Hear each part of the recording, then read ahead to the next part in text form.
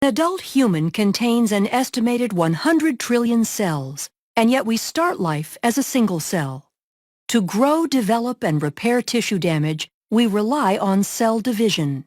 In eukaryotic cells, this process is accomplished by a series of well-orchestrated steps called mitosis.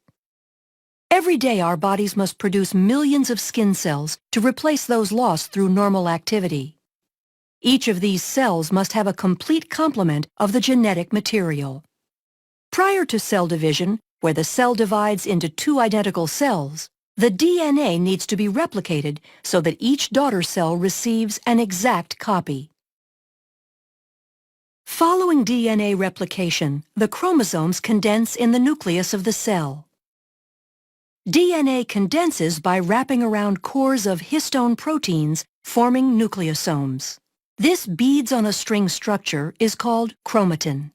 As a cell prepares to divide, chromatin coils up further, shortening and condensing the chromosome. The replicated chromosomes are called sister chromatids. The replication of DNA and the formation of sister chromatids is one part of the entire cell cycle. To prepare for cell division, the cell goes through interphase, which can be divided into three distinct phases. During G1 or gap1 phase, all the organelles and cytoplasmic components, including the centrioles in animal cells, replicate. Then during S or synthesis phase, the DNA replicates. Finally, during G2 or gap2 phase, all the enzymes needed to aid in the process of cell division are produced. Most eukaryotic cells spend a great deal of time in interphase, and a very short period of time actually dividing, a process called mitosis. The cell is now ready to go through mitosis, which consists of prophase, metaphase, anaphase, and telophase. During prophase, the chromosomes condense and become visible, appearing as two sister chromatids held together at the centromere. The cytoskeleton disassembles as the spindle begins to form. In animal cells, centrioles play an important role in the distribution of the chromosomes in the dividing cell.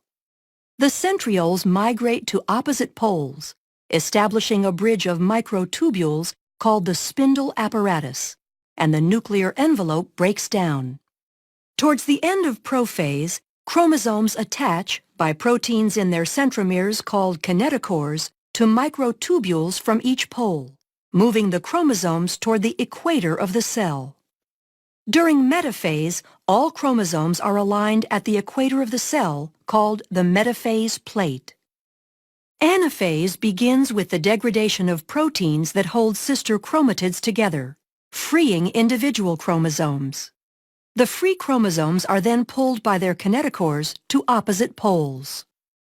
At telophase, a cleavage furrow forms in the center of the cell.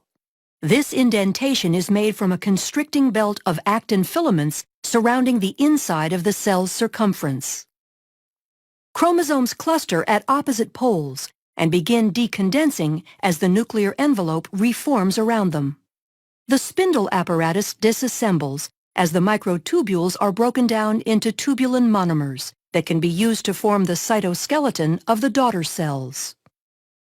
In animal cells, cytokinesis completes cell division by extending the cleavage furrow to completely separate the newly formed daughter cells. Since plant cell walls cannot be constricted by actin fibers, vesicles form an expanding membrane partition called the cell plate. Like animal cells, plant cells use cytokinesis to finish the division of the contents of the cytoplasm between the two identical daughter cells. During the cell cycle, certain checkpoints are encountered to make sure the process is occurring accurately.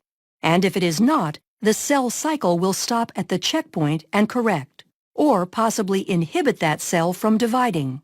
The first checkpoint is the G1S checkpoint, and is considered the primary point at which the cell cycle continues or stops. External signals and growth factors can influence the cell cycle and affect the progress at or before this critical checkpoint. The G2M checkpoint allows cells that have successfully completed all 3 phases of interphase to begin mitosis. The last checkpoint is the spindle checkpoint, ensuring that all chromosomes have attached to the spindle in preparation for anaphase. Growth factors, the size of the cell, and the nutritional state of the cell are all contributing factors in cell cycle regulation, ensuring that only certain cells divide at appropriate times. Once all the checkpoints in interphase are cleared, mitosis can occur. From interphase to cytokinesis, the entire process of cell division can take on average 10 to 20 hours in a typical plant or animal cell. Depending on the nature and use of the cell, the process can happen at different frequencies as well. In humans, our skin cells have a high turnover rate due to wear and tear and go through mitosis very frequently, whereas other cells, such as adult neurons and muscle cells, rarely divide.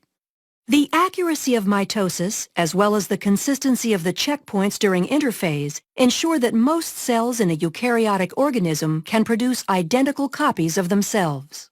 This process allows for growth and repair to prolong overall physiology as well as life itself.